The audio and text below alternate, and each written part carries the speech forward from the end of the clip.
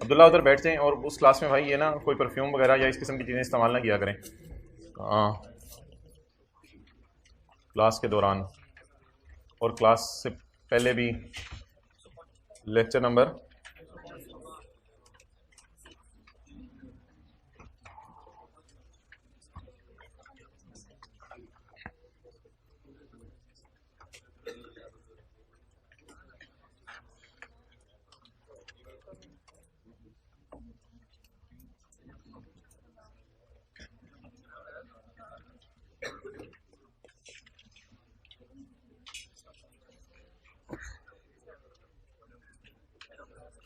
ये सवाल मुझे बताएं जो होमवर्क में दिए जा रहे हैं 80-90% हो रहे हैं?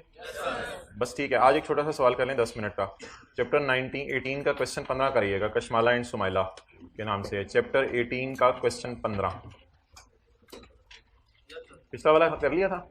कितने लोगों से पेबल टू गवर्नमेंट मैच कर गया था? कोई है तीनों क्लासों में ऐसा जिसका पेबल टू गवर्नमेंट मैच कर गया था? तूने शुरू एंड से किया था, तू बाकियों की बात कर रहा हूँ। कितने लोगों ने किया था? 90% सही हो गया था। क्या गलती हुई थी? वो सोल्यूशन में थी, हमारे में नहीं थी करती। कौन सा था सवाल, कौन सा था वैसे? वो क्वेश्चन नंबर 31 था मेरे ख्याल से।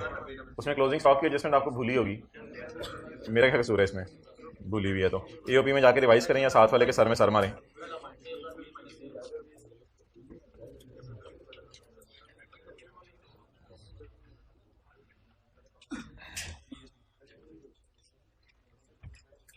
अच्छा जी, क्वेश्चन 38 पेज 346।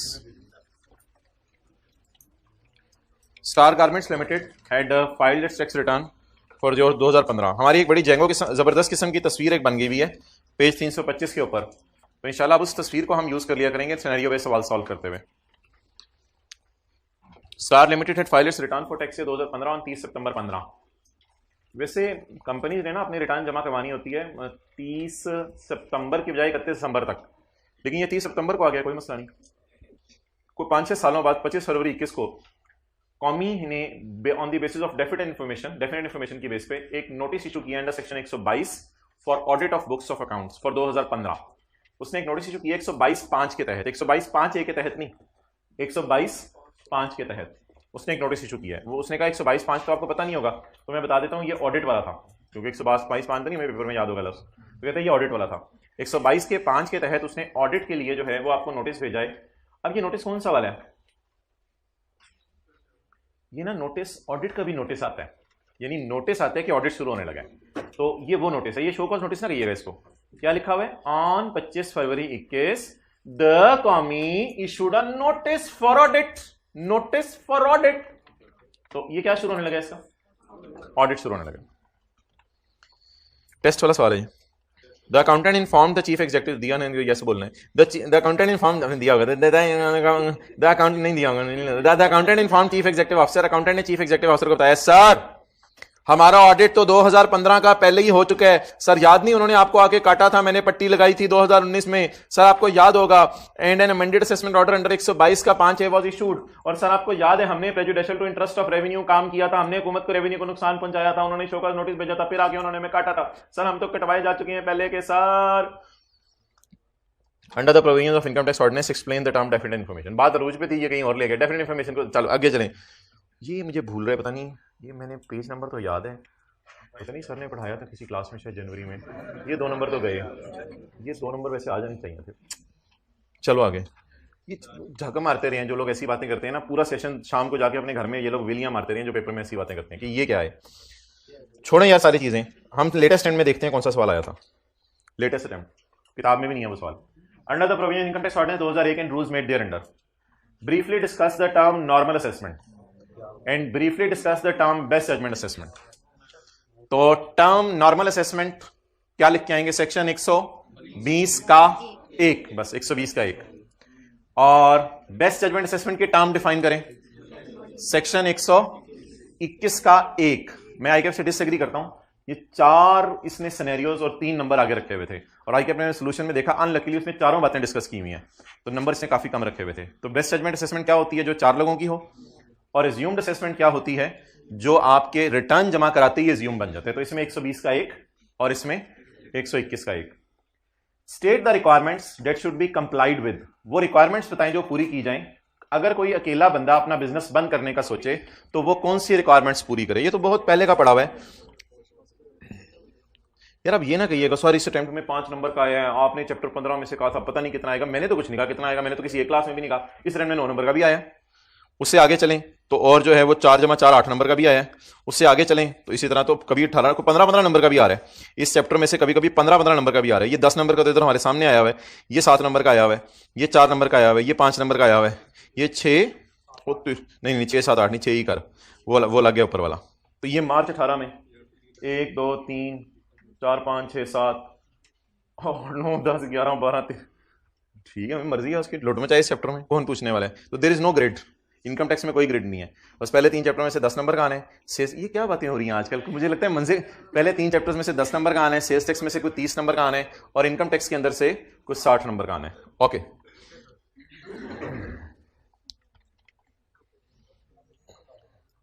अच्छा जी, अब आप मुझे बताएं ये जो 2 सवाल आए हैं इस अटेम्प्ट के अंदर, इन सवालों का जवाब सोचने से पहले अगर किसी बंदे ने ये सफ़े भी देखे होंगे तो फौरन ही उनके जहन में जवाब आ जाएगा। 120 असेसमेंट जिसे नॉर्मल कहते हैं, 121 बेस्ट जजमेंट और डिसकंटिन्यूड बिजनेस। ये जो सफ़े हैं ना, ये तकरीबन पूरी किताब में कोई 20 हैं। इनको आज फाड़ के ना रात को गले लगा के सोने, तो ये आपके दिल के अंदर उतर जाएंगे। तो ये जो सफ़े साथ साथ आप लोग टिक कर रहे हैं और साथ साथ कर रहे हैं ना, तो कई सवाल तो इन्हीं सफ़ों से देख के पता चल जाते हैं। अच्छा यार, ये सेक्शन की हेडिंग तो लिखी हुई है, मैं ये मान रहा हूं कि कभी कभी सेक्शन की हेडिंग में से सवाल नहीं बनता, लेकिन इस अटेम्प्ट में तो मैंने आपको दिखा दिया 3 सवाल सेक्शन की हेडिंग में से बने हैं। और ये वो रिकॉर्ड्स के चैप्टर में से सवाल आया। असल में ना 15 और 16 को वो एक ही स्लॉट में रखता है, तो चैप्टर 15-16 का मिला के 7 8 9 10 नंबर का सवाल दे देता है। ये 16 का सवाल है, वो पता नहीं बिजनेस था 5 लाख से ऊपर, उसमें कौन कौन से रिकॉर्ड रखने हैं, याद है ना? तो वो एक दफ़ा पढ़ा था। ओके, और ये एक फारग सा सवाल, रुस्तम ने फाइनल टैक्स रिजीम है, उसका एक्सपोर्ट्स का बिजनेस है, तो list down the rules that will apply to final tax income. किसी को याद है शुरू वाली क्लासें? फाइनल टैक्स रिजीम इनकम किसी हेड में नहीं जाएगी, इसमें से खर्चे माइनस नहीं होंगे, इसमें से ज़कात माइनस नहीं होगी, इसमें से डिडक्टिव अलाउंस माइनस नहीं होंगे, वो सारी बातें। ओके,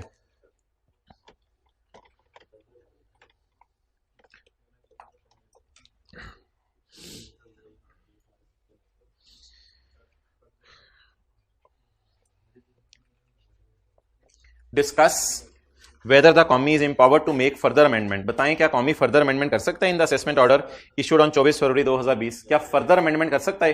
क्योंकि एक दफा वो काट चुका है पहले, तो क्या दोबारा काट सकता है? यस। अब मुझे बताएं ये कौन सा सेक्शन आपसे पूछ रहे हैं? 122 का 4, दो पहली दफा नहीं पूछ रहा, फर्दर कर सकता है या नहीं। फर्दर एक दफा हो चुके हैं, अब दोबारा कर सकता है या नहीं। अब आप मुझे बताएं कि हम पेपर में डायरेक्ट अब गिना करेंगे, हमारा साल कौन सा है? 15। इसकी रिटर्न कब जमा करवाई? 30 सितंबर 15। 30 सितंबर 15 की आखिरी तारीख 30 जून 16। 30 जून 16 के आगे 5 साल 30 जून 21, और 1 year from the end of the financial year in which assessment was made. वो जरा 1 ईयर गिनते हैं। 24 फरवरी 20 के बाद 30 जून तक आए, 30 जून 20, 30 जून 20 के बाद 1 साल आगे आए, 30 जून 21।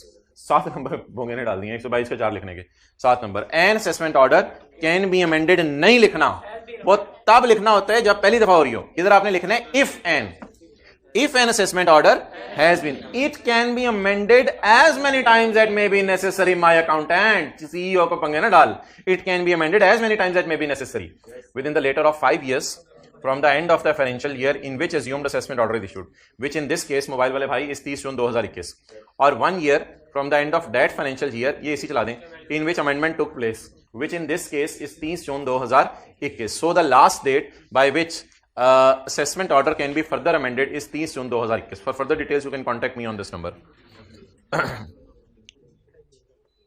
नहीं ये मैं तो नहीं आपको आखिरी दिन अपना नंबर दूंगा। असल में बात यह है कि इंशाल्लाह आपको कोई जूम मीटिंग का तरीका बता दिया जाएगा। वो एक दिन हम तय कर लेंगे पूरे हफ्ते में, तो उस दिन एक दिन पहले रात को आप जो है वो जूम मीटिंग की अनाउंसमेंट सुन लिया करेंगे वेबसाइट पे।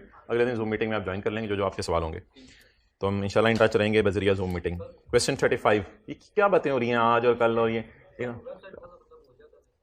अच्छा ये मसला कब से है? अपने आप को सही नहीं करना, दूसरे को किसी और चीज़ पे डालें। Question 35, under the provisions of खलाजी का ordinance 2001 identify 4 situations under which, इसी तरह की भी कोई लाइन होगी, आपका पेपर होगा। Identify the 4 situations under which an appeal may be filed with commissioner appeals. यार क्या हो गया, हाथ धो के हम भी पेपर दे के आए हैं, ठीक है चलें। Identify 4 situation under which appeal may be file with commissioner appeals, बताएं जी। ठीक है, सही सही शुरू कर दिया। Person dissatisfied with the following order, 127 का एक लिख के आए। किन 4 सिचुएशंस में आप कमिश्नर अपील के पास जा सकते हैं? Okay next. 35 का बी। अब्दुल्ला कॉपीज तीनों क्लासों के लिए हो गई हैं? तीनों क्लासों के लिए रख दें एंड पे कॉपीज, पावर पॉइंट स्लाइड्स की रख भी दी हुई है तीनों कॉपीज में एंड पे। इस क्लास में पढ़ी हुई है एंड पे कॉपीज? नहीं पढ़ी हुई है। अच्छा, Sadiq Ali has received N x party assessment. X party assessment मैंने कहा था ये होती है कि 2 पार्टीज को बुलाया था, एक एब्सेंट होगी, तो जो मौजूद है उसी की बेस के ऊपर आगे चलें। Sadiq Ali has received N x party assessment order from income tax department. कितने लोगों को फील हुआ था कि काट लिया है? कितने लोगों को मेरे कहने पे फील हुआ है? Has received an assessment order, बात ही खत्म हो गई। Has received an assessment order, काट लिए। थोड़ा भी मिजाज बन रहा है आपका इस चैप्टर का, इसीलिए कल भी आने, ठीक है। Has received an assessment order from the income tax department under which he is required to pay 52 lakh on account of taxes, जो उसने काटे नहीं है, दूसरे लोगों को पेमेंट करते हुए, यानी एम्प्लॉइज की सैलरी पे इसने टैक्स वगैरह नहीं काटा होगा और इसने और कोई पेमेंट्स की होंगी उस पर टैक्स नहीं काटा होगा। He does not agree with the contention, वो टैक्स वालों के असेसमेंट ऑर्डर से मानता नहीं है and would like to file appeal, और कमिश्नर अपील के पास जाना चाह रहा है। सवाल यह है कि प्रोसीजर बता दें जो कमिश्नर अपील के लिए है, बताएं जी प्रोसीजर। वो कमिश्नर अपील के पास जाना चाह रहे हैं, आपसे प्रोसीजर पूछ रहे हैं जी भाईजान, बताएं जी, सेक्शन बताएं जी, जी जल्दी बताएं जी, जल्दी जल्दी जल्दी प्रोसीजर बताएं जी, प्रोसीजर सेक्शन का नंबर 128 वालों को जूते पड़ेंगे, जूते। वो क्या पूछ रहे हैं? वो पूछ रहे हैं procedure that he, commissioner appeal नहीं, he procedure that he should follow for filing appeal to commissioner appeal.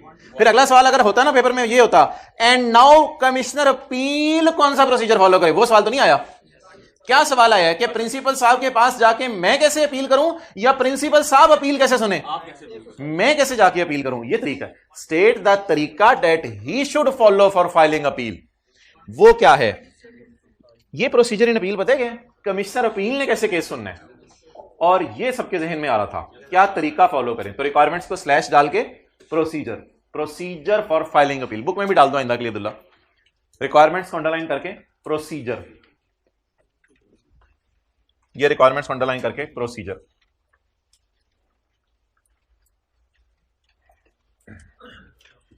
इस क्लास में कुछ लोगों की डिस्टर्बेंस की वजह से फिर इनको बिठाना पड़ा है, मेरा ख्याल था आप लोग सही हो गए हैं, लेकिन ओके।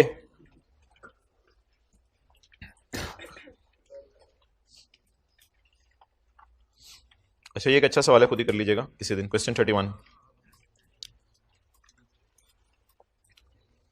क्वेश्चन 31 आएंगे 27 में, 27 का B. In the light of provisions of income tax ordinance 2001, वो सर्कमस्टांसेस बताएं जिसमें कमिश्नर रिक्वायर कर सकता है एक बंदे को कि वो रिटर्न फर्निश करे for a period of less than 1 month. Dead हो गया या नहीं परमानेंटली यूजलेस, तो वो एनिमल में लिखा हुआ था यार, हाथ होगी। परमानेंटली पाकिस्तान छोड़ के जा रहे, परमानेंटली यूजलेस हो गया बंदा है भाईजान, डेड हो गया, परमानेंटली यूजलेस लफ्ज था, वो एनिमल के लिए था बिजनेस के चैप्टर में। परमानेंटली पाकिस्तान छोड़ के जा रहे हैं और कमिश्नर कंसीडर्स अदरवाइज नेसेसरी या बैंक करप्ट हो गया। नताइज बताएं अगर एक बंदा फेल हो जाए रिटर्न जमा करवाने से, अगर उसको 1 के अबव में रिक्वायर की थी फिर भी उसने जमा नहीं कराई, अब नताइज बताएं। Best judgement assessment, best judgement assessment होगी नाम section 121। If a person fails to furnish a return even in response to notice under subsection 3 the commie में, ये अब कॉन्सिक्वेंसेज हैं जो ये फेस करेगा। इसको कौन सी असेसमेंट उसको की जाएगी बोले? Best judgement assessment. क्या आ रहा है?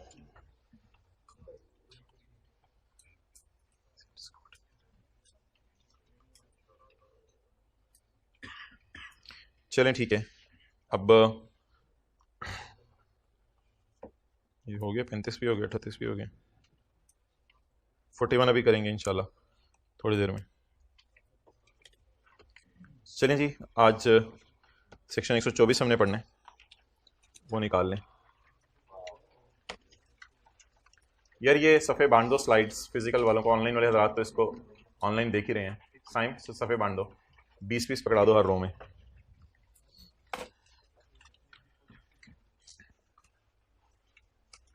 पंद्रह 20 पकड़ा दो हर तीसरी रो में।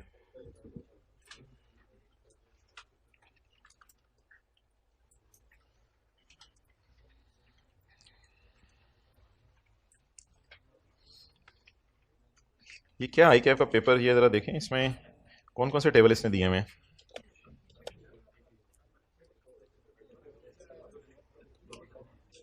ये एक तो इसने tax rate for non salaried individuals and AOPs दिया हुआ है, एक इसने टैक्स रेट दिया हुआ है फॉर सैलरीड इंडिविजुअल्स, एक इसने मिनिमम टैक्स का रेट दिया हुआ है, एक इसने tax gain on disposal of movable property, ये पुराने लॉ के रेट हैं, ये दिए हुए हैं।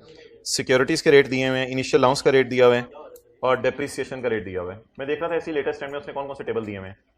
इंडिविजुअल एओपी का टेबल दिया हुआ है, दोबारा इंडिविजुअल एओपी का टेबल दिया हुआ है सैलरीड, और वो नॉन सैलरीड इंडिविजुअल्स। ये गलत इसने लिख दिया है, ये गलत लिख दिया है, आई कैफ से गलती होगी है। Tax rate for salaried individuals and AOP, AOP नहीं है, एओपी के लिए ऊपर वाला टेबल है सिर्फ, tax rates for non salaried individuals AOP, उससे कॉपी पेस्ट हो गया, गलती होगी आई कैफ से। तो एक टेबल है हमारा नॉन सैलरीड लोगों के लिए और एओपीज के लिए, और एक टेबल है हमारा सैलरीड लोगों के लिए। उसके बाद मिनिमम टैक्स है 113, capital gain, disposal, securities, initial allowance का रेट दिया हुआ है और डेप्रिसिएशन का रेट भी दिया हुआ है। अच्छा जी, नहीं किसी को कोई सफ़ा ना मिला हो। अच्छा, अब आप हजरात जो है, ये जो किसी को ना मिला हो तो बता दें। अब आप हजरात एक जी कॉन्सेप्ट है हमारे लॉ में, दैट इज कोर्ट का फैसला जब आ जाए तो कमिश्नर ने सिर्फ एक बरकत के लिए असेसमेंट ऑर्डर दोबारा भेजने टैक्स पेयर के घर। कमिश्नर ने असेसमेंट ऑर्डर दोबारा भेजने किसके घर? टैक्स पेयर के घर। यानी कहानी कुछ ऐसे है कि आपने 30 सितंबर तक रिटर्न जमा करवाई। जब आपने 30 सितंबर तक रिटर्न जमा करवाई तो वो रिटर्न जो है वो बन गई, आपने 30 सितंबर तक रिटर्न जमा करवाई, वो रिटर्न बन गई अज्यूम्ड असेसमेंट ऑर्डर। कमिश्नर ने आपको ऑडिट शुरू किया, कमिश्नर ने आपको शो कॉज नोटिस भेजा, कमिश्नर ने आपको अमेंडेड असेसमेंट ऑर्डर भेज दिया। अब अमेंडेड असेसमेंट ऑर्डर के बाद आप जो है वो अपील में चले गए कमिश्नर अपील के पास, और चलते चलते चलते हो सकता है इस वक्त आप मिसाल के तौर पे हाई कोर्ट पहुंचे हो। जब आप हाई कोर्ट पहुंच गए तो हाई कोर्ट का फैसला आ गया। फैसले इनके वही आते हैं, कंफर्म, मॉडिफाई, कैंसिल, लेकिन हाई कोर्ट में ये लफ्ज़ नहीं लिखा हुआ था कंफर्म मॉडिफाई वाला।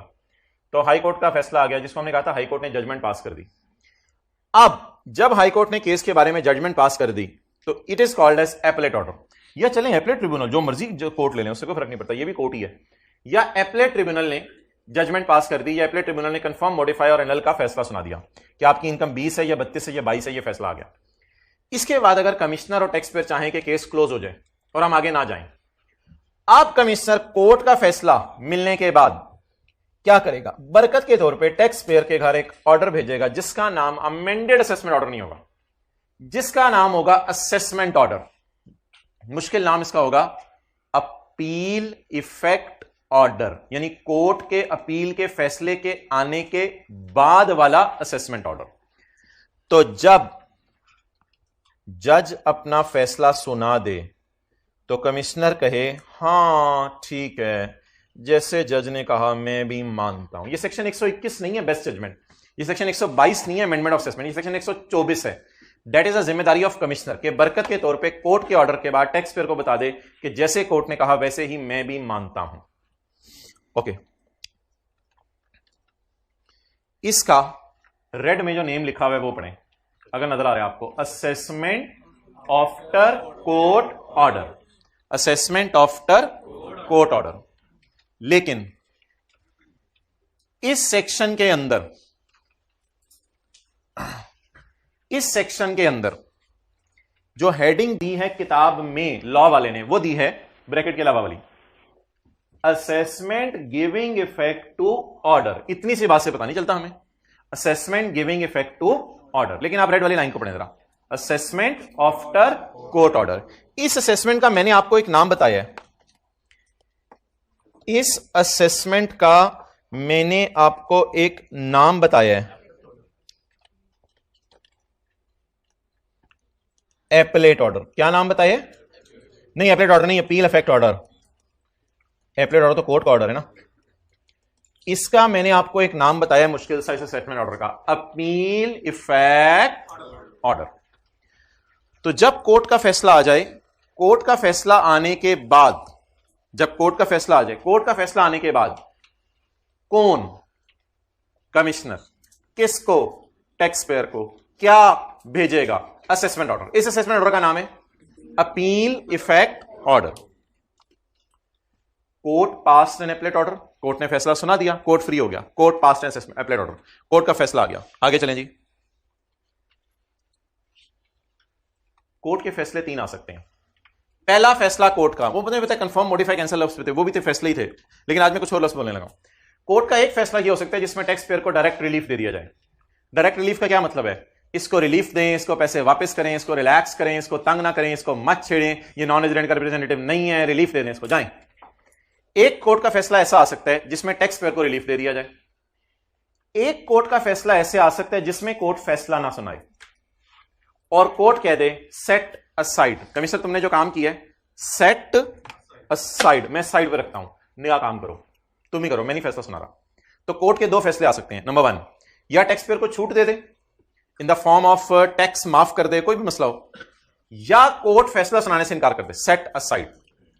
एक तीसरा सिनेरियो भी हो सकता है, वो ये हो सकता है कि डायरेक्ट रिलीफ की बजाय कोर्ट टैक्स पेयर को ये कहे, बच्चे कुछ केसेस इधर आएंगे, कोर्ट टैक्स पेयर को ये कहे कि यार तुमने टैक्स देना है, और वो ऑब्वियसली टैक्स पेयर ने टैक्स देना नहीं होता, टैक्स तो ऑलरेडी कमिश्नर पैसे दो पैसे दो पैसे दो कह के ले चुका होता है। वो जो स्टे ऑफ रिकवरी है वो बड़ी मुश्किल से मिलती होती है, वो किताबी बातें हैं कि स्टे ऑफ रिकवरी मिलती है, कमिश्नर आके पैसे ले जाता है।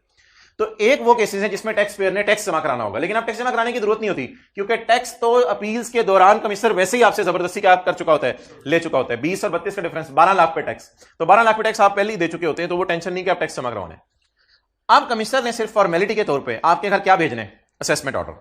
अब कोर्ट के कितने किस्म के फैसले आ सकते हैं, या कोर्ट टैक्स पेयर को छूट दे देगा, या कोर्ट फैसला नहीं सुनाएगा और कमिश्नर को कहेगा दोबारा काम करो, या ना कोर्ट ने छूट दी टैक्स पेयर को, ना कोर्ट ने जो है वो सेट असाइड किया, बल्कि कोर्ट ने कहा या टैक्स दे ही दो, तो टैक्स पेयर ने कहा वो तो मैंने दिया हुआ है, बस ठीक है चलो खत्म करो, अब तुम्हारे खिलाफ ही मैंने फैसला सुनाया।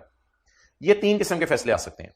इसके बाद कमिश्नर ने आपके घर भेजना है असेसमेंट ऑर्डर, इसका नाम है appeal effect order. Commissioner shall issue appeal effect order. Commissioner आपके घर क्या भेजेगा, इसका नाम असेसमेंट ऑर्डर है। Commissioner shall issue appeal effect order within, ओ फॉर्मेलिटी सी तो है, बस अब क्या है, कोर्ट का फैसला आ गया, फॉर्मेलिटी के तौर पे भेजना, within 2 years from the end of the financial year in which court order is serve. जब कोर्ट का फैसला आया उसके 2 साल में इसके घर ऑर्डर भेजने। ये फिक्रा याद करें बार बार, commissioner shall issue appeal effect order. ये फिक्रा दोबारा बोलें, commissioner shall issue within 2 months। Direct relief आपने जल्दी देना है, डायरेक्ट रिलीफ आपने जल्दी देने, डायरेक्ट रिलीफ आपने जल्दी देने, विद इन 2 months। डन। और आखिरी क्या हुआ, within 2 months of date appellate order is serve. 30 जून से गिनना नहीं शुरू करना, जिस दिन कोर्ट का फैसला आया उससे फौरन आगे। नेक्स्ट, कोर्ट ने कमिश्नर के काम को साइड पे फेंक दिया, एपलेट अथॉरिटी है set aside the assessment order. Appellate authority ने असेसमेंट ऑर्डर को सेट असाइड कर दिया, साइड पे फेंक दिया। ऐसी सूरत में कमिश्नर को 1 साल दिया जाएगा काम करने के लिए। Commissioner shall issue new assessment order. अब ये लफ्ज़ लिख के आना पेपर में, commissioner shall issue appeal effect order, commissioner shall issue appeal effect order, ये लफ्ज़ लिख के आना पेपर में। अब लिख के आने, commissioner shall issue within 1 year of the end of the financial year in which court का order is served. Proceedings will commence from next stage का मतलब बताएं। Proceedings will commence from next stage. अगर काम किसी को कहा जाए दोबारा करो तो क्या बिल्कुल नए सिरे से शुरू कर दो, जो जितना हो चुके हैं उससे आगे? तो प्रोसीडिंग यहां कहां से शुरू होंगी, नेक्स्ट स्टेज से। चलें जी, आखिरी पॉइंट देख लो दोबारा यार, जिन्होंने देखा नहीं यार वो देख लें क्या हुआ है। ये लो, अच्छा ये लो,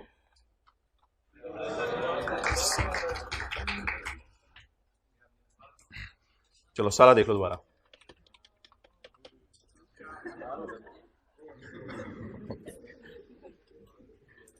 इसको इधर से रहने दें, ये पहले काम पर है, इसको किताब से पढ़ लेंगे, छोड़ें इसको। चलें जी, लेट्स स्टार्ट, किताब में आ जाएं। पहले याद कर लें एक सिनेरियो, कंट्रोल पी का जब आप बटन दबाते हैं ना, कंट्रोल पी का, तो फिर यहां आपको लिखने की इजाजत मिल जाती है। ठीक है, ये इसके ये मुफ्त में बात हुई है। अच्छा, तो अब आप मुझे ये बता दें, नहीं डिस्कार्ड कर दो चेंजेस, हमें चेंजेस नहीं पसंद। अब आप मुझे ये बता दें कि जब कभी पेपर में आ जाए कि डायरेक्ट रिलीफ मिला है तो कितने महीने? 2 महीने। इस केस में, सेट असाइड के केस में 1 ईयर, और इस केस में 2 साल। कल ना टिश्यू पेपर साथ लाने हैं सबने, लेकिन ज्यादा नहीं रोएंगे हम, ज्यादा नहीं, ज्यादा बस। ऑनलाइन वालों, आज जो अगला लेक्चर है ना वो आज शाम को ही आपके लिए अपलोड हो जाएगा, फिर आप लोग भी शाम को टिश्यू पेपर लेके बैठिएगा। जो लेक्चर साथ साथ ले रहे हैं उनकी बात हो रही है। अच्छा जी,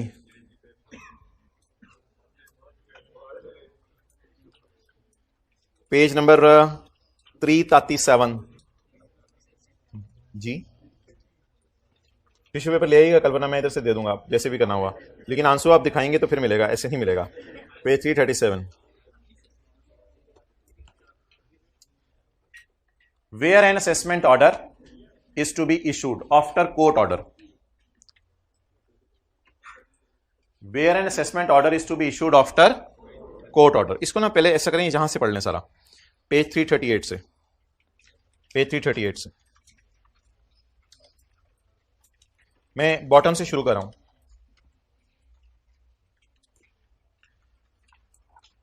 दो 2010 का साल है, आपने मोबाइल इस्तेमाल करते हुए 2011 के साल में रिटर्न जमा कराई 6 लाख पे। रिटर्न क्या बन गई? Assumed assessment order. पहली दफा उसने आपको काटा, ऑब्वियसली काटने से पहले शो कॉज नोटिस हुआ होगा और ऑडिट हुआ होगा। उसने आपको काटा, हाई कोर्ट में केस पहुंच गया जल्दी काफी, कमिश्नर अपील अपील ट्रिब्यूनल की कहानी बीच में हुई, हाई कोर्ट में गए। High court has set aside the amended assessment order. High court ने अमेंडेड असेसमेंट ऑर्डर को सेट असाइड कर दिया, साइड पे रख दिया। उसने कहा ये तुमने सही नहीं किया, दोबारा करके आओ काम। बता दें ये कमिश्नर के पास कितना अर्सा है? फ्रॉम द एंड गिनना शुरू करें, ये 14 का साल चल रहा है, इसका एंड क्या है? 30/14 के एंड से 1 साल के अंदर अंदर।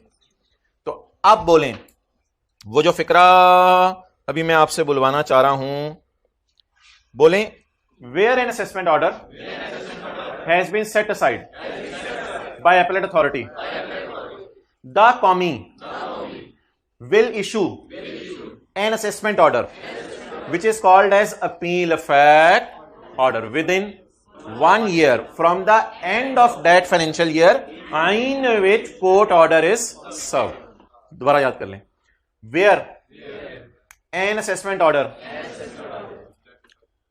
वही लफ्ज बोल देते हैं ना जो वहां लिखा हुआ है, where an assessment order has been set aside by any appellate authority, तो the commissioner में इशू एन असेसमेंट ऑर्डर। अब ये कौन सा असेसमेंट ऑर्डर है? 122 वाला तो इशू हो चुका है, तो ये कौन सा ऑर्डर है? ये 124 वाला है, ये 124 वाला है। और अगर डायरेक्ट रिलीफ मिल जाए, 6 लाख आपकी इनकम है, 9 लाख कर दी गई, हाई कोर्ट ने कहा नहीं 6 लाख है, जल्दी से इसको रिफंड करो। रिफंड मींस डायरेक्ट रिलीफ, छूट दे दी आपको, जल्दी से पैसे वापस करो। अब आपने 2014 की 30 जून पे जंप नहीं मारनी, अब 2 महीने एग्जैक्ट उसी डेट से गिनने हैं। 1 मार्च 14 को क्या हुआ है? हाई कोर्ट डिसाइडेड केस, 2 महीने का पूरे हो गए, मार्च अप्रैल, 1 मई को 2 महीने पूरे हो गए। By this date commie should issue an, इस असेसमेंट ऑर्डर का नाम है अपील इफेक्ट ऑर्डर, सेक्शन 124।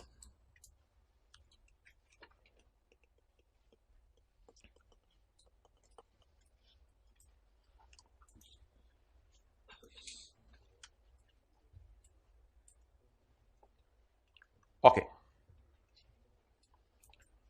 और आम हालात में जहां पेपर में डायरेक्ट रिलीफ या रिफंड या सेट असाइड का लफ्ज ना आए तो अगर ये मई का महीना है तो इसका एंड देखा जाएगा, और उसके बाद 2 साल के अंदर आपने रिटर्न जमा कराई, इसके बाद फर्स्ट अमेंडमेंट ऑफ असेसमेंट हो गई, आपने कमिश्नर अपील को अपील कर दी, कमिश्नर अपील ने फैसला सुना दिया, आपने अगली अपील अपीलेट ट्रिब्यूनल में कर दी। छोड़ें यह सारी बातें, ये बताएं कि आप लोग ये सोच रहे थे साथ साथ इसने 3 महीने में रिटर्न जमा कराई होगी, इसके 5 साल के अंदर अंदर शुक्र है फर्स्ट अमेंडमेंट हो गई है, इससे पहले शो कॉज नोटिस इशू हुआ होगा और ऑडिट हुआ होगा, 30 दिनों में इसने अपील की होगी। वैसे डायग्राम अजीब है, 30 लग नहीं रहे, ज्यादा लग रहे हैं। 30 दिनों में इसने अपील की होगी, 120 दिनों में उसने फैसला सुनाया होगा। ये सारी बातें आप साथ साथ सोच रहे थे जो मैं सोच रहा था, आप लोग नहीं पढ़े घर में? अच्छा, अब पता चल गया किसने इसने कितने दिनों में अपील की होगी कमिश्नर अपील को? 30 दिनों में। कमिश्नर अपील ने कितने अरसे में फैसला सुना दिया होगा?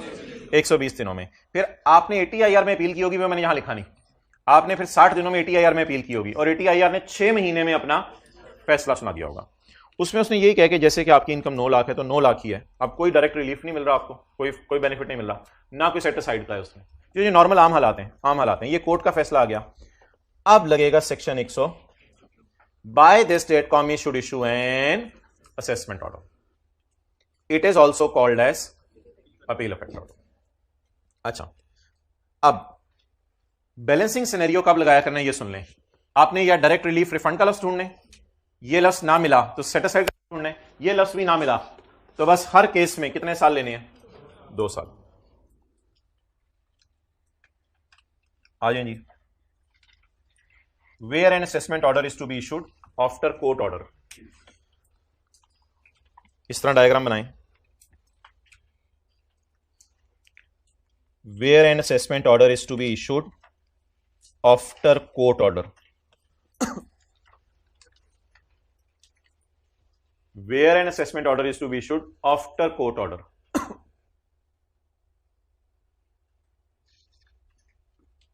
आप फिक्रे को याद करें।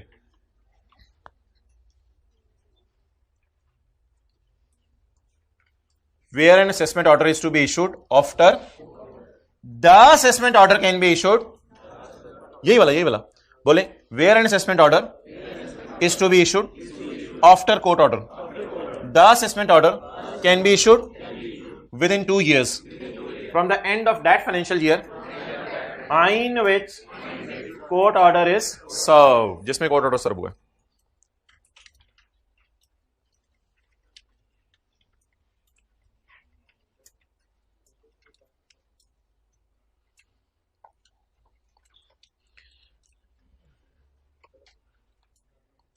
पढ़ी?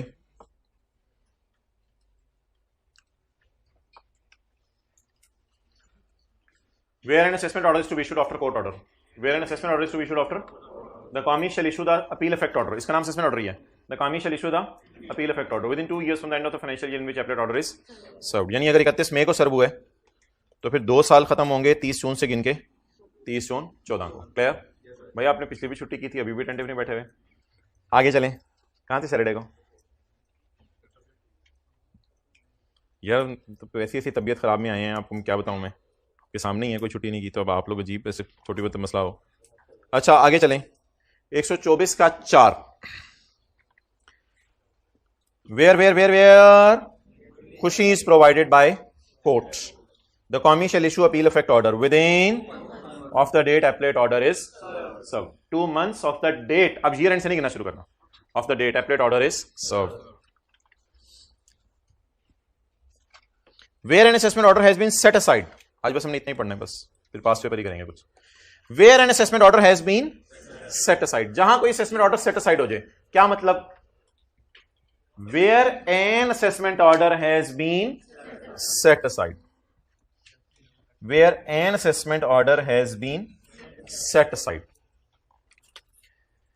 Bye applied authority, the new assessment, ये फिर ओल्ड बन गई और ये बन गई न्यू। अब फिक्रा पढ़े जरा अंग्रेजी का, वो ओल्ड बन गई न्यू बन गई, फिक्रा पढ़े जरा। Where an old assessment order has been by appellate authority, आगे the new assessment order shall be, आगे वही है, within 1 year from the end of that financial year in which the amended order, नहीं, in which appellate order court order is served, तो order तो court का है ना, order तो कोर्ट का है ना, in which court order is served. Okay,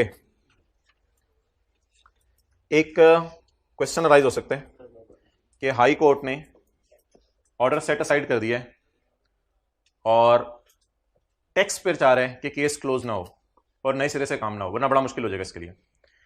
tax payer ने कहा तुमने सेट असाइड किया हाई कोर्ट, मैं सेट असाइड के लफ्ज पे ही एतराज कर रहा हूं कि तुम होते कौन सेट असाइड करने वाले, दोबारा आएगा 1 साल मुझे दोबारा तंग करेगा, बस नहीं खत्म। मैं इसी बात पे सुप्रीम कोर्ट जा रहा हूं कि तुम्हें सेट असाइड करने का हक कहां से है। फिर ऐसी सूरत में ऑब्वियसली कमिश्नर ने 1 साल में नया काम नहीं करना, अब बस सुप्रीम कोर्ट ही डिसाइड करेगा कि क्या करना है। लिखें जी, उर्दू में लिखना पड़ेगा, द टाइम लिमिट वाली सारी बात, द टाइम लिमिट वाली सारी बात उर्दू में लिखनी पड़ेगी। अगर टैक्स पेयर हाई कोर्ट के सेट असाइड के फैसले से मुतमईन ना हो, अगर टैक्स पेयर हाई कोर्ट के सेट असाइड के फैसले से मुतमईन ना हो, तो टैक्स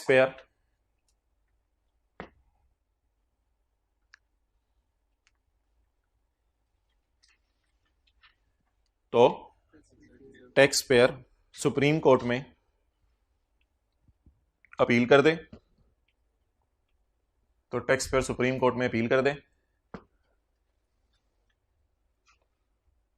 अब कमिश्नर 1 साल में कुछ ना करे, इसी तरह लिखिएगा, अब कमिश्नर 1 साल में कुछ ना करे, इसको लफ्ज़ों को थोड़ा कामते कामते लिख लिया करें, कुछ थोड़ा फील और अब कमिश्नर 1 साल में कुछ ना करे,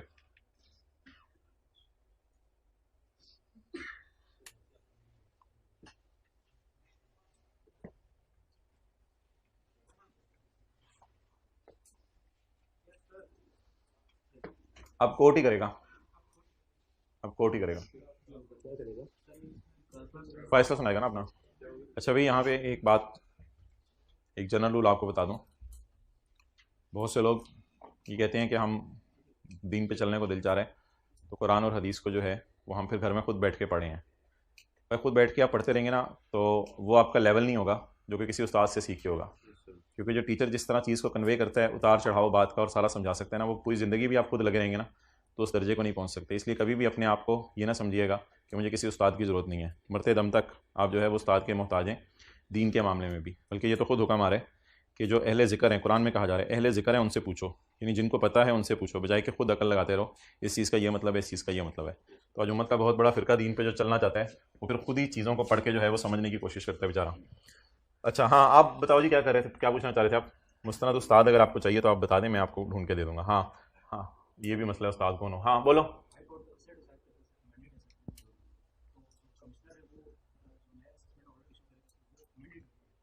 नहीं, उसको आप बस इस सेक्शन वाला कह दो, वो कोई मसला नहीं, अपील इफेक्ट ऑर्डर ही कह दो। पॉइंट 3 जी, अब मोहतरम, हाँ पहले ये पढ़ दो अंग्रेजी।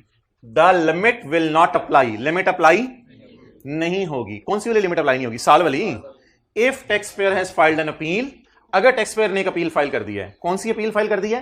Against the order of appellate authority, तो फिर कमिश्नर रिलैक्स करे, बल्कि ऐसा करे ना, विल नॉट अप्लाई के आगे लिख लें commissioner you relax. Will not apply का मतलब कमिश्नर अब तू रिलैक्स कर, तेरे लिए 1 साल की लिमिट नहीं है, अब कोर्ट ही फैसला करेगा। तो commissioner you relax, will not apply के ऊपर लिख लें।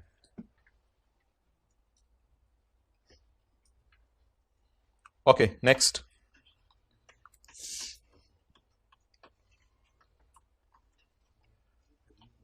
आगे चलें जी। Point number 3। अच्छा जी, अगर सेट असाइड करने को कहा जाए तो क्या ऐसी सूरत में केस को नए सिरे से चलाया जाएगा या जितना हो गया है उससे आगे प्रोसीडिंग की जाएंगी? Where an assessment order has been set aside, जहां एक असेसमेंट ऑर्डर को क्या कर दिया जाए? Set aside. द प्रोसीडिंग में commence from the next stage. Obviously जो काम पहले हो चुका है उसको करने की जरूरत नहीं है, यह जरूरी नहीं है। जो नोटिस ऑलरेडी इशू हो चुके हैं उनको री इशू नहीं करेगा कमिश्नर।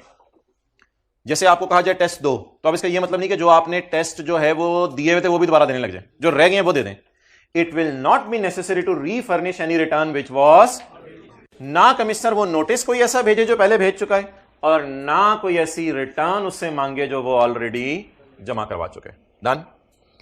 चलिए ये आखिरी बात है, इसको उर्दू में पढ़ते हैं, 7.3 भी जरा रिवाइज हो जाएगा, पेज 340 जी।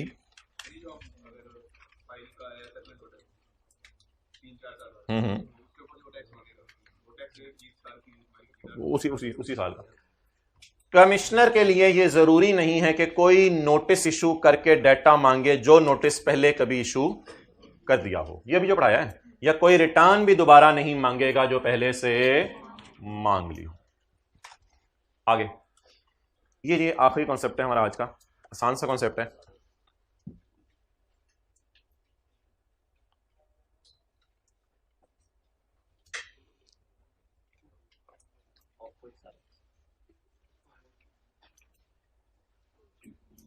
ओके कर रहे हैं, अब हो गया मसला हल। ओके शुक्रिया। अगर कोर्ट के फैसले में, अच्छा दो बंदे घर में रहते थे, बाप बेटा, अब उस घर में कोई ना कोई इनकम जनरेट हुई। अब बहस ये शुरू होगी कि ये बाप की है या बेटे की है।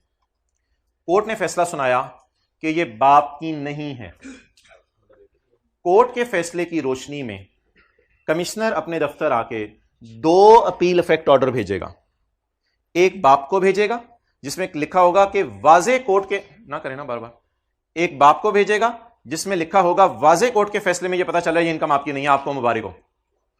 दूसरा ऑर्डर किसको भेजेगा? उस घर में जो बाकी बंदा बच गया, वो बेटा बच गया। दूसरा ऑर्डर बेटे को भेजेगा कि कोर्ट के फैसले में वाजे तो नहीं लिखा हुआ था ये इनकम आपकी है, लेकिन उससे इंप्लाइड निकल रहा है कि ये इनकम आपकी है। अब गाड़ी में बैठे ही दो बंदे हैं और गंडेरियां जो है वो पकड़ी हुई नजर आई, तो बाद में पता चला कि ड्राइवर ने तो ऐसा की नहीं, ड्राइविंग करते तो ऑब्वियसली फिर कुमरी से बंदा लेके आएंगे, अमेरिका से बंदा लेके आएंगे, शायद इसने आगे जहां गंडेरियां खाई हो, फिर दूसरा बंदा ही होगा ना। तो कुछ बातें इंप्लाइड भी होती हैं।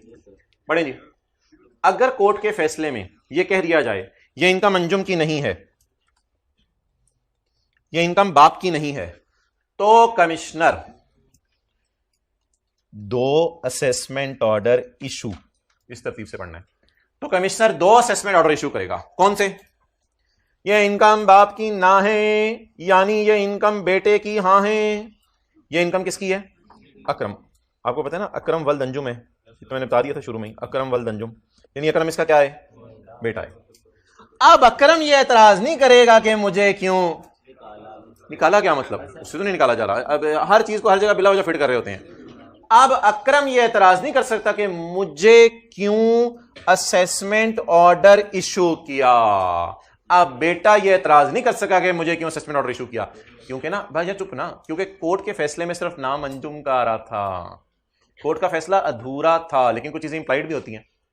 अब अकरम यह एतराज नहीं कर सकता कि मुझे क्यों असेसमेंट ऑर्डर इशू किया, क्योंकि अकरम का ऑर्डर अंजुम के केस के फैसले के ताबे इशू हुआ है। अब हो सकता है नवाज शरीफ ये साबित कर दे कि ये फ्लैट मेरे बेटे के नहीं है, तो फिर बाप के हैं। अगर वो कहते बाप के भी नहीं है तो फिर निकलो इधर से, निकलना भी नहीं। तो ऑब्वियसली अगर एक चीज एक बंदे की नहीं है तो किसकी है? दूसरे की है। कोई जिन चुड़ैल तो नहीं जो उनके फ्लैट है उसमें रह रहे हैं वो किराया देके। क्लियर? ओके, पढ़ें जी आखिरी बात, point 5। If due to appellate order. Appellate order किसका ऑर्डर होता है? मेरे ख्याल से पिछले 4-5 सफों पे 3 जगह मैंने आपको एपलेट ऑर्डर का लफ्ज़ लिखवाया हुआ है, जहां कंफर्म मॉडिफाई के साथ हम लिखते थे एपलेट ऑर्डर, जब मैं कहता था एपलेट की स्पेलिंग। तो if due to appellate order any income is reclassified, any income is, पहली लाइन नहीं पढ़नी, from income of one tax payer to income of other tax payer. One tax payer कौन है? Anjum. And other tax payer कौन है? अकरम।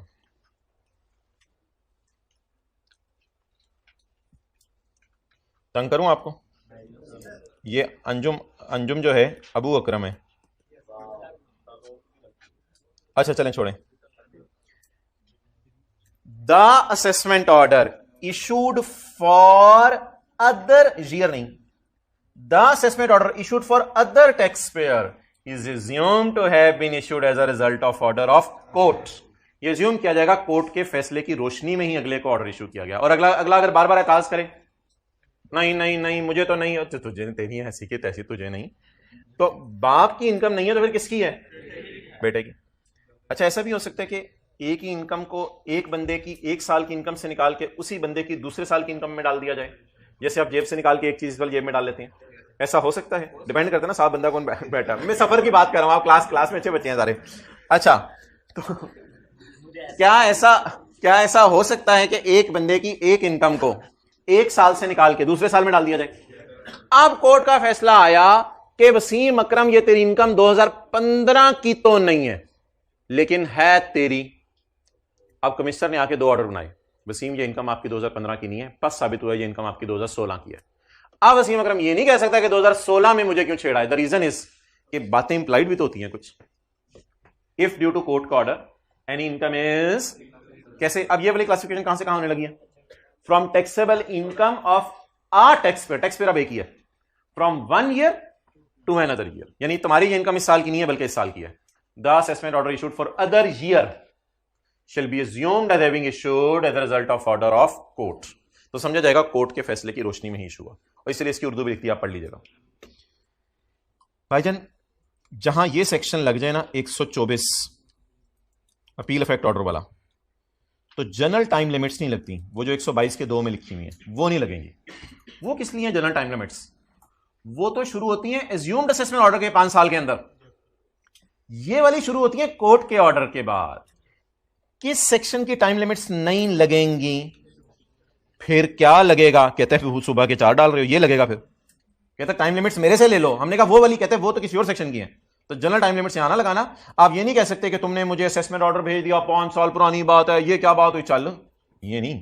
तो इस section में जनरल टाइम, ये 2-3 जगह हम पढ़ चुके हैं. जब कोई स्पेसिफिक बात आ जाए तो general time limits will not apply. और वैसे भी कोर्ट्स के फैसले तो 10 साल बाद आते हैं पाकिस्तान में, उसके बाद आप फॉर्मेलिटी पूरी 2 साल बाद करें, 12 साल बाद भी आप ये सेक्शन लगा सकते हैं, कोई मसला ही नहीं. ओके, अब चीजों को क्लोज करें. आप आए चैप्टर के दूसरे सफ़े पे. चैप्टर के दूसरे सफ़े पे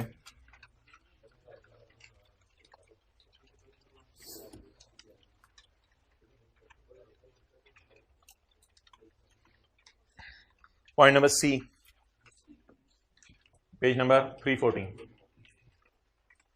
अगर आप अपनी रिवाइज रिटर्न में टैक्सेबल इनकम ज्यादा करके लाना चाहते हैं as compared to determined in previous order by tax authority और एपलेट अथॉरिटी, तो आपको इजाजत है, कोई मसला नहीं. What does it mean?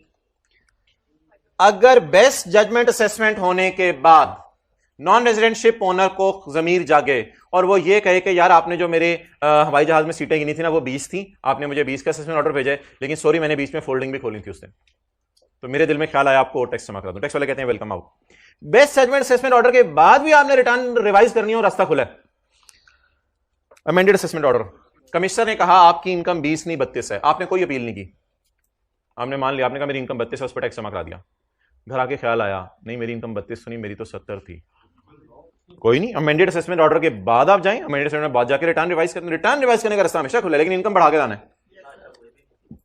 आपकी एग्रीड असेसमेंट हुई इन सर्टेन केसेस, बुलबुल से मसला हल करवाया, बाद में आपको ख्याल आया कि बुलबुल ने कहा ना 20 ना 32 30, लेकिन आपको ख्याल आया 30 नहीं, असल में तो मेरी इनकम 72 है. आप जाएं जाके रिटर्न रिवाइज करें, कोई मसला ही नहीं, जितनी मर्जी करें. अच्छा, ऐसा भी तो हो सकता है कि कमिश्नर अपील ने फैसला सुना दिया कि आपकी इनकम 20 नहीं 32 है, आपके दिल में आया नहीं नहीं मेरी इनकम तो 80 है, तो आप कमिश्नर अपील के फैसले के बाद किसी दिन जाएं जाके रिटर्न रिवाइज करें, एफबीआर के दरवाजे खुले हैं आपके लिए. ऐसा भी तो हो सकता है कि एपलेट ट्रिब्यूनल फैसला सुना दे, एपलेट ट्रिब्यूनल फैसला सुना दे, उसके बाद जाके आप अपनी रिटर्न रिवाइज करने का रास्ता हमेशा खुला है. ऐसा भी तो हो सकता है कि हाई कोर्ट अपना फैसला सुना दे और उसके बाद आपका दिल चाहे नहीं नहीं यार हाई कोर्ट ने मेरा कम टैक्स बनाया, मेरा तो बहुत ज्यादा बनता है, आप जाएं जाके रिटर्न रिवाइज करें, कोई मसला ही नहीं. तो आप टैक्स अथॉरिटीज के फैसलों के बाद भी जा सकते हैं और आप एपलेट अथॉरिटी के फैसलों के बाद भी जा सकते हैं. कहां क्या करने? रिटर्न रिवाइज करने. तो एपलेट अथॉरिटीज के फैसले ये हैं और टैक्स अथॉरिटीज के फैसले ये हैं. तो इनके बाद अगर आप जाना चाहें रिटर्न रिवाइज करने, कोई मसला नहीं. जी आयानू वेलकम. ओके, अगले सफे पे आए, उससे अगले पे पेज 316. पेज 316 पहले मैं जो स्काई ब्लू में कर रहा हूं उसको पढ़िएगा, फिर बाद में ये ब्रैकेटें मैंने आपको लगवा दी हुई हैं, ये तुम्हें याद हो कि ना याद हो, मुझे याद है वो जरा ये ब्रैकेटें आपको लगवा दी हुई हैं. Before receipt of notice of audit, अगर आप रिटर्न रिवाइज करना चाहते हैं ना अपनी, before receipt of notice of audit, notice of audit आने से पहले, आज हमने पहली दफा पढ़ा ऑडिट के लिए भी नोटिस का लफ्ज यूज होता है. अगर आप अपनी रिटर्न रिवाइज करना चाहते हैं नोटिस ऑफ ऑडिट आने से पहले, तो आप कोई पेनल्टी जमा ना कराएं, इसे वॉलंटरी रिवीजन कहते हैं, आप जब मर्जी आकर रिटर्न रिवाइज करें. अगर आप रिटर्न रिवाइज करना चाहते हैं during audit but before receipt of show cause notice, during audit but before receipt of show cause notice, तो आपने 25% पेनल्टी जमा करवानी है. अगर आप अपनी रिटर्न रिवाइज करना चाहते हैं आफ्टर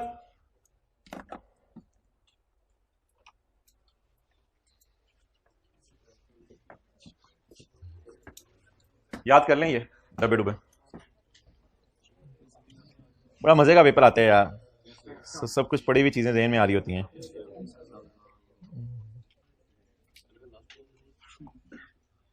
कल लास्ट क्लास तो नहीं, कल तो सेकंड लास्ट क्लास होगी ना। लास्ट क्लास का फिर कल मशवरा करेंगे आपसे।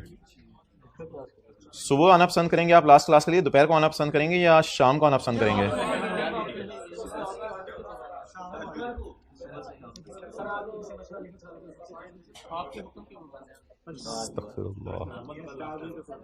हाँ हाँ, नॉर्मल समझ लो, नॉर्मल समझ लो, जैसे भी है।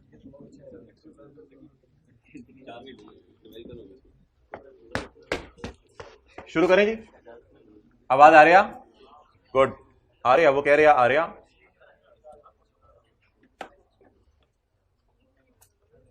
परसों मुझे टाइम मिला तो मैं इस कमरे में इस टाइम आऊंगा, लेकिन आप लोग नहीं होंगे। क्या रोना क्यों नहीं कर दिया यार, हाथ धो गई। आप साथ वालों को कान में कह देना 11 नाल बहारा, सारी बहारें तेरे से ही हैं, लेकिन 1.5 महीने बाद अब तेरे से मिलूंगा मैं इंशाल्लाह, पेपरों के बाद। 20 मार्च को तो क्लासें शुरू हो रही हैं, तो 1 महीने 20 दिन बाद तो वैसे ही मिलना है। तो 20 मार्च से अगले सेशन 20 मार्च से ज़्यादा छुट्टियां मैं मानता हूँ, 3-4 छुट्टियां बहुत ज़्यादा होती हैं, और बंदा उसमें वो जो पढ़ाई की एक रनिंग आई होती है ना, रनिंग में वो रनिंग छूट जाती है। तो ये आई एग्री, इसमें बात करता हूँ, अगर प्रिंसिपल साहब मान जाए थोड़ा सा हम 17-18 को ले आए। अच्छा जी, कुछ नहीं भाई, ऑनलाइन वालों 17-18 की कोई बात नहीं हो रही थी, ये एक और बात चल पड़ी थी। अच्छा, अब आप हजरात मुझे ये बता दें कि हाँ, मैं ये बात कर रहा था, अगर आपने नोटिस ऑफ ऑडिट से पहले रिटर्न रिवाइज करने को दिल चाह रहे तो कितनी पेनल्टी? नो। अगर आपका दिल चाह रहा है शो कॉज नोटिस से पहले रिटर्न रिवाइज करने को तो कितनी पेनल्टी? अगर आपका दिल चाह रहा है रिटर्न रिवाइज करने का शो कॉज नोटिस के बाद तो कितनी पेनल्टी? 50% पेनल्टी। अच्छा, अब एक ना बात सुनिएगा, ये जो अंग्रेजी है ना बहुत खतरनाक है, ब्रैकेट के अलावा वाली बहुत आसान है। ऑडिट शुरू होने से पहले, ऑडिट के दौरान, और शो कॉज नोटिस से पहले, शो कॉज नोटिस के बाद। जब इस अंग्रेजी को वैसे ही कभी घर में मौज में आके पढ़ते हैं ना, तो आप समझते हैं काटा जा चुका है। ये दोनों लाइनें पढ़ के ना आप समझते हैं काटा जा चुका है। भाईजान बिल्कुल नहीं काटा गया। ये आप मेरी 3 रेड लाइनें देखें, ये जो मैंने आपके सामने 3 ऑप्शंस रखी हैं, ये ऑप्शन सारी काटने से पहले हैं। उस बेचारे ने, लॉ बनाने वाले ने, गलती से सिर्फ ये बता दिया कि बार्किंग इज फॉर बाइटिंग। बच्चे समझते हैं बाइट हो गया, वो कह रहे हैं बार्किंग होती है फॉर बाइटिंग। फिर दोबारा शो कॉज नोटिस भेज दिया है, हमने कहा भेज दिया, कहते हैं हाँ, कहते हैं मैंने इसलिए भेजा कि काटने, अभी काटा नहीं है। तो कटवाने से पहले अगर आप इस मौके पे भी चले जाएं तो आप पेनल्टी अवॉइड कर सकते हैं। और कितनी पेनल्टी से देनी पड़ेगी? 50%। अच्छा, आगे चलें, आगे पेज नंबर 317, पेज नंबर 317, ये जी पढ़ लें। अब है वेल्थ स्टेटमेंट कब रिवाइज करनी है। ये क्या था? रिटर्न। ये क्या था? रिटर्न। अब क्या है? वेल्थ स्टेटमेंट कब रिवाइज करनी है। Wealth statement explanation, wealth statement can be revised within 5 years from the due date of filing of return. Wealth statement पता है आपने कब रिवाइज करनी होती है? सारे जरा देखिएगा, बहुत गंदा बच्चा निकला है, यहां से शुरू करवा रहा है, एंड ऑफ फाइनेंशियल ईयर से शुरू नहीं करवा रहा। वेल्थ स्टेटमेंट आपने कब रिवाइज करनी होती है? यहां से 5 साल के अंदर अंदर। डन? फिक्रा पढ़ने द्वारा फोकस करें। Wealth statement can be revised within 5 years from the due date of filing the return. 30 सितंबर से 5 साल के अंदर। अगली बात, revision can be made before receipt of show cause notice for amendment in assessment. Revision can be, यार ये क्या हो रहा है, जा क्यों रहे हैं? Revision can be made before receipt of show cause notice, लिखें इसको। Revision can be made before receipt of show cause notice for amendment in assessment. अब मुझे बताएं, हाँ ये वॉलंटरी रिवीजन जो वेल्थ स्टेटमेंट जमा करा रहे हैं, ये रिटर्न रिवाइज नहीं हो रही, वेल्थ स्टेटमेंट रिवाइज हो रही है। यार ये अब 2 लिमिट्स हैं, ये कुछ और कह रहा है, वो कुछ और कह रहा है। ये क्या कह रहा है? पहले वाला कि 5 साल के अंदर अंदर रिवाइज कर सकते हैं वेल्थ स्टेटमेंट। ये क्या कह रहा है? ये कह रहा है कभी भी वेल्थ स्टेटमेंट रिवाइज कर दो before receipt of show cause notice, इससे पहले पहले। इसको कहते हैं लॉ में लूप होल, यानी लॉ के अंदर मसला है।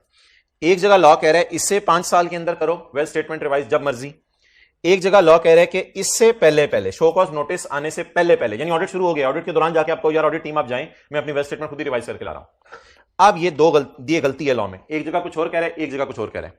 अब उसका जवाब ये होता है कि जब लॉ में कोई मसला हो तो लोग कहते हैं लॉ में वो काम करें जिससे टैक्स पेयर को फायदा हो। इसलिए आप लोग लाइन लगा के लिख लें इन दोनों में से लेटर, इन दोनों में से लेटर। टैक्स पेयर को ज्यादा से ज्यादा टाइम दें ताकि वो जरा रिलैक्स होकर जब मर्जी वेब स्टेटमेंट रिवाइज करे, क्योंकि लॉ खामोश है। हो सकता है कल कला को, जैसे अगले साल एफबीआर लॉ चेंज करता होता है, तो कल कला को एफबीआर लॉ चेंज कर दे, फिर जो है वो रिलैक्स हो जाएंगे लोग, फिर कहेंगे आप समझ आ रही है बात की। हर साल चेंज होता है, 8-10% चेंजेस आ जाती हैं। ओके, एक और चीज पड़ी थी, सेक्शन 117 का पॉइंट 4 पढ़े, समझ आ रहा है आज? सेक्शन 117 का पॉइंट 4, वैसे तो मैंने लिखवाया था इसके साथ कुछ, समझ आ रहा है आप सेक्शन? ये अगर एक बंदे का बिजनेस क्या हो गया है, डिसकंटिन्यू, और वो उसने जाके क्या जमा करवाई, कुछ सफे ढूंढने नहीं पड़ते, एक दफा पहले इधर देख लिया करें। अच्छा, अगर एक बंदे का क्या खत्म हो गया बिजनेस, तो बिजनेस खत्म होने पर उसने क्या करना है, रिटर्न जमा करवानी है। इस रिटर्न को भी क्या समझा जाएगा, वो तो हर रिटर्न को ही समझा जाता है, तो कोई ऐसी बात इसने हमें नहीं बताई। डन। चलें जी, 2 सवाल हैं पास पेपर के, फिर मैं अपनी अगली क्लास में, आप अपने घर।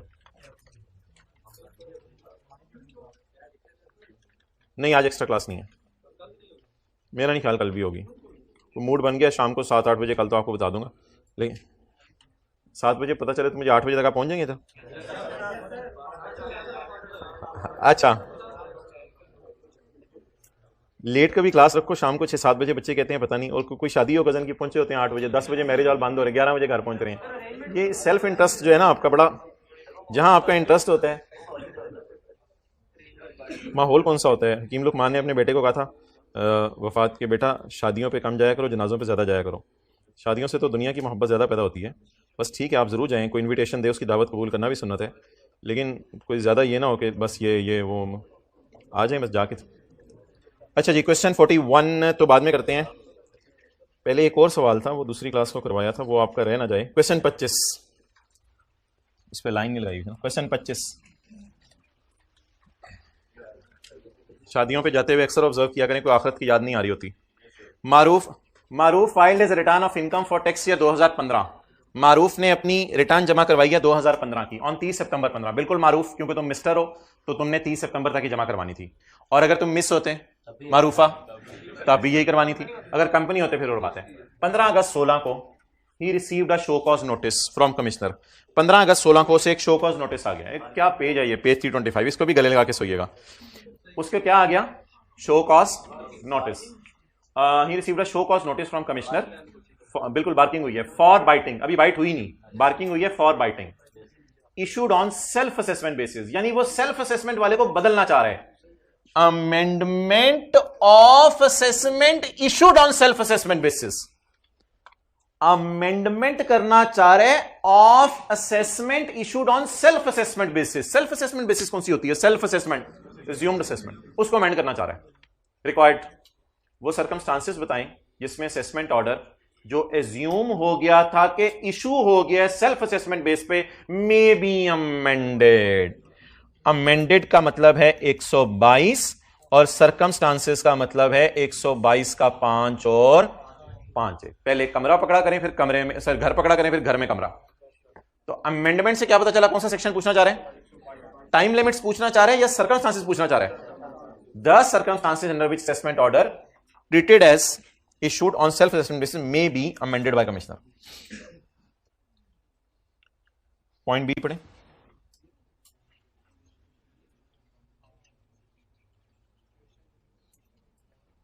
बाढ़ क्या होता है, रुक जाना, ये मेरी नजर में ना वर्स 3 सवाल है, अल्लाह का शुक्र है उसके बाद तकरीबन 7-8 साल होने वाले हैं, कोई ऐसा सवाल नहीं आया, तो आसान करके उसे पूछना चाहिए था।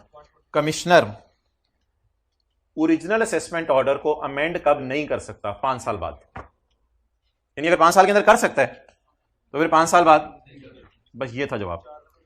एक और जवाब भी था इसका। कमिश्नर, ये हमने पढ़ा था 122 के 9 में, कमिश्नर असेसमेंट ऑर्डर इशू नहीं कर सकता जब तक के शो कॉज नोटिस ना भेजे, ये भी शर्त है। डायरेक्ट असेसमेंट ऑर्डर नहीं आ सकता आपके घर जब तक शो कॉज नोटिस ना भेजे। अब ये दोनों बातें मैं आपको पढ़ाता हूं कहां कहां लिखी हुई हैं। तो बड़ा अजीब सा सवाल था। कमिश्नर अमेंड करना चाह रहे, याद रखिएगा अमेंड का मतलब 122 में पहुंच जाना था पहले आपने, 122 में तो सारे बच्चों को पहुंचना चाहिए था। अमेंड करना चाहते हैं ओरिजिनल असेसमेंट ऑर्डर, लेकिन कमिश्नर रुक जाएगा क्योंकि लॉ ने मना किया हुआ है। लॉ ने कब कब मना किया हुआ है काटने से? लॉ कहते हैं आप भोंग के काटो, भोंग के बगैर नहीं काट सकते, एक ये बात है। और दूसरा, अगर काटना चाहते हो और 5 साल बाद काटना चाहते हो तो भी इजाजत नहीं है।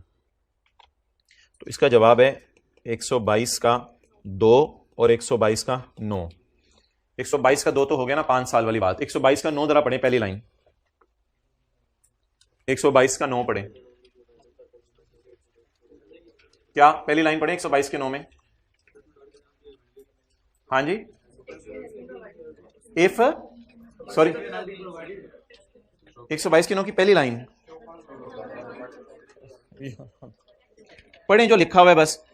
एन असेसमेंट बोले कैन ओनली बी अमेंडेड, यानी कि ये हो an assessment can only be amended. आगे क्या लिखा हुआ है? अगर शो कॉज नोटिस आ जाए, अपॉर्चुनिटी का मैंने मतलब लिखवा दिया था, अगर शो कॉज नोटिस आ जाए, और अगर ना आए तो फिर आप रुक जाएंगे, फिर आप नहीं कर सकेंगे।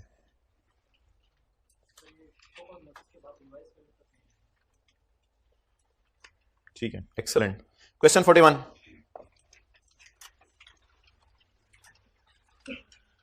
रियासत limited is a manufacturing company.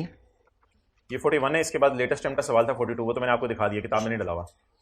रियासत limited is a manufacturing company and with effect from यकम जुलाई 22 RL is considering to change its tax year from normal to special.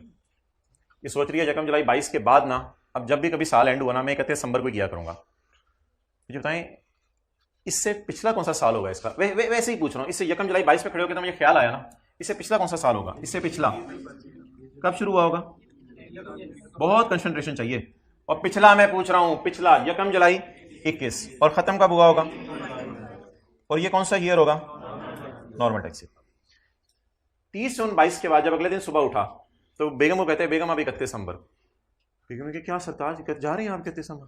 मुझे और नहीं 31 दिसंबर से मेरा जी, अच्छा मैं ये रहना, आज के बाद मैं सोच रहा हूं मेरा क्या हुआ करेगा 31 दिसंबर। आप बता दें ट्रांजिशनल कब से कब तक का बनेगा?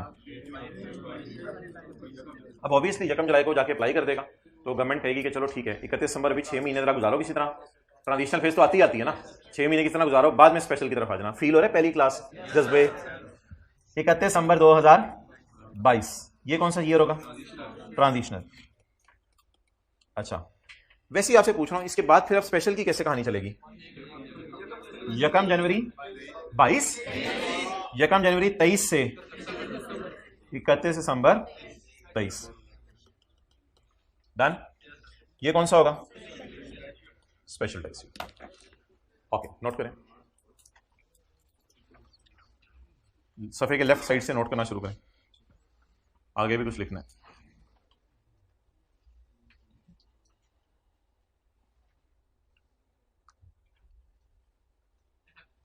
अच्छा जी,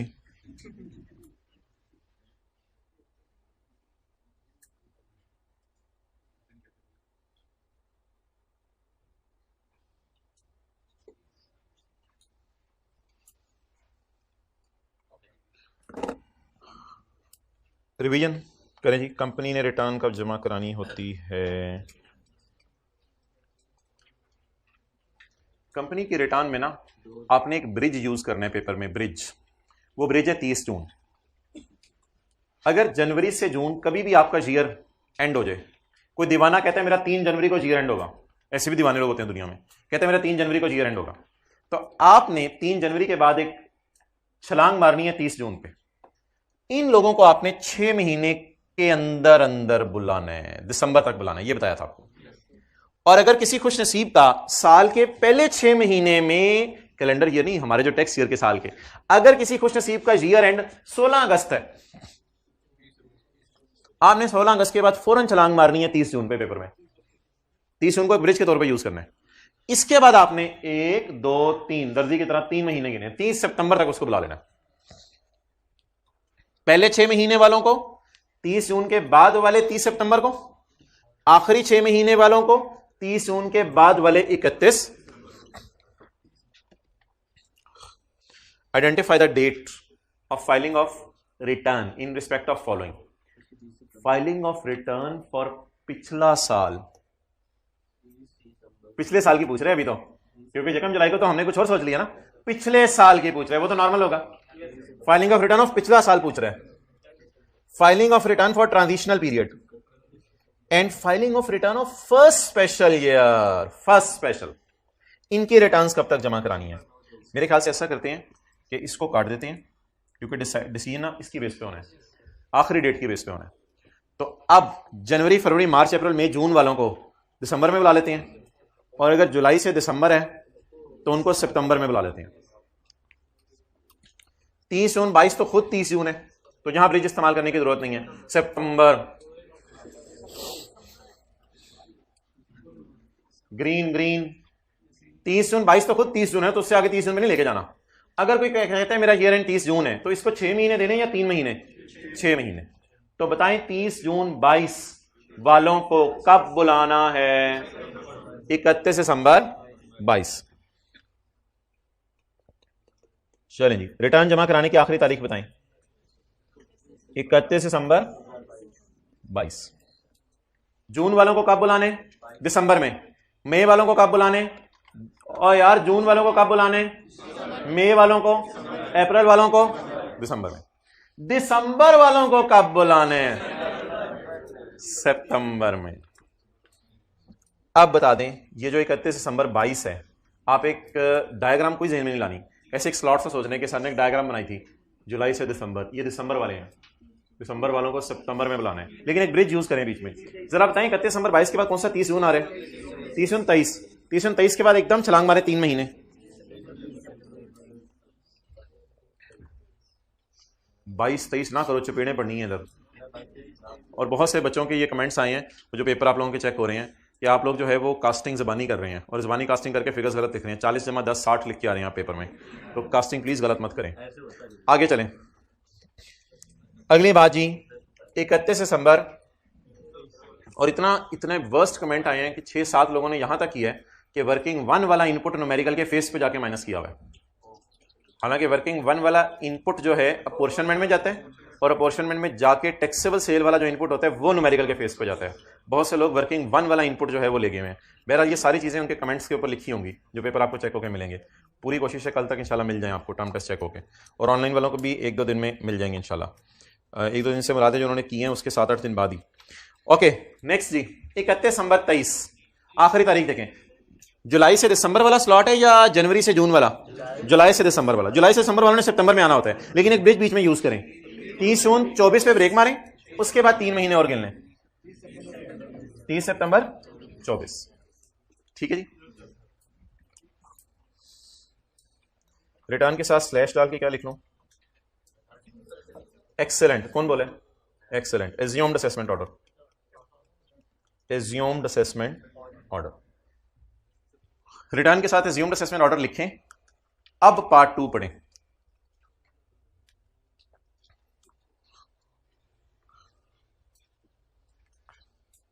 और आगे फिल आउट कर दें। फिर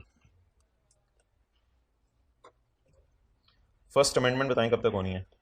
कमाल सवाल ना आ गया यार ये बंदा वैसे, और कोई ऐसा वो नहीं इसका राइट है, ठीक है, कमाल सवाल बना गया। फर्स्ट अमेंडमेंट वो चाह रहे कि आप दिलो दिमाग से पढ़ाई करें। इस रैंड में बहुत हल्का हाथ रखा था उसने, थ्योरी का सवाल डाल दिया। ये दिखाएं अभी आपको, ये पिछली रैंड में मजा आया था, मार्च वालों को मजा आया था, सितंबर वालों को नहीं। इस बार फिर मार्च वालों को मजा आएगा। सिनेरियो बेस्ड सवाल होगा, आसान है आपके लिए। Assume that RL has changed its tax year from normal to special। वो ਅਸੀਂ पहले assume कर चुके हैं, अच्छा छाड़ो पर है, कहते हैं assume करो उसने tax year चेंज कर लिया है and filed its return for relevant tax year, return भी जमा करा दी हैं। As discussed in B काट दें, वो B जो है ना असल में वो जिस वक्त पेपर में था वो लिखा हुआ था, छोड़ें। As discussed in one above, required identify the last date of amendment of assessment। amendment का मतलब क्या? सेक्शन 100, लास्ट डेट का मतलब क्या? 122 का 2, 122 का 2 का सवाल आया। अच्छा जी, नॉर्मल टैक्स ईयर। अच्छा मुझे ये बताएं, 122 के 2 की इंग्लिश बताएं। Where an assessment order has been amended, इसकी इंग्लिश नहीं थी। An assessment order can be amended, an assessment order within from the end of the financial year in which assumed order is issued. मेरे दिल में ये आ रहा है कि मैं अब इसको भी फारग कर दूं, इस ये डेट मेरे लिए काफी है। क्यों? फिक्रा बोलें जरा। N assessment order can be amended with in 5 years। कहां से फ्रॉम द एंड ऑफ हुकूमत का साल। कौन सा साल हुकूमत का? इन विच आवर ईयर एंड ना in which assumed order is issued. तो गिनना ही जब यहां से शुरू करना है तो फिर उन डेटों का क्या फायदा? आप बता दें इस तारीख के बाद कौन सा फाइनेंशियल ईयर एंड होने हैं। ब्रिज दोबारा यूज करना पड़ेगा। इसके बाद कौन सा ईयर एंड होने? अच्छा, लेकिन सवाल सिर्फ 2 का है, नॉर्मल का और स्पेशल का। इसको उसने सवाल नहीं पूछा, नॉट रिक्वायर्ड। नॉर्मल और स्पेशल का पूछा है। चलें जी, नॉर्मल और स्पेशल का बता दें। 31 दिसंबर 12, आपको याद है ना हम वो करते होते थे, पहले मेरी बात सुनो, आपको याद है हम करते थे कि ये हमारी रिटर्न है 30 जून की, जमा होगी सितंबर में, तो आप कहते थे एकदम अगला 30 जून से गिनना शुरू करते हैं। उस तरह की बात कर रहा हूं। तो हमारी रिटर्न कब जमा होगी? 31 दिसंबर 22 को। इसके बाद कौन सा 30 जून आ रहा है? 30 जून 23 से 5 साल गिने। 30/9/24 हमारे लिए फारग है। इसके बाद वाला 30 जून बताएं कौन सा है? An assessment order can be amended within 5 years from the end of the financial year in which assumed is issued. What is the end of this year? 30 जून 25, इससे आगे 5 साल गिने। 30 जून 30। चलें जी, अब आप इसकी तस्वीर खींच लें। अल्लाह अल्लाह खैर सलाह। क्वेश्चन 15 होमवर्क है आपका चैप्टर 19 में। 80-90% सवाल आपसे हो रहा होगा, कोई एडजस्टमेंट इक्का दुक्का समझ नहीं आ रही तो स्टे ट्यून्ड।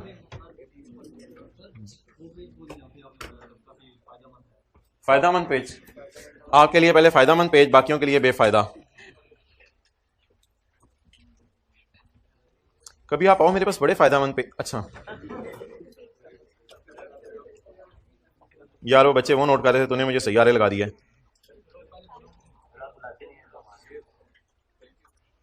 फायदामंद पेज की तस्वीर ले लें जी। अब गैर फायदामंद पेज। जरूरत महसूस हुई तो कल इसी क्लास के बाद 10-15 मिनट बैठ जाएंगे इधर।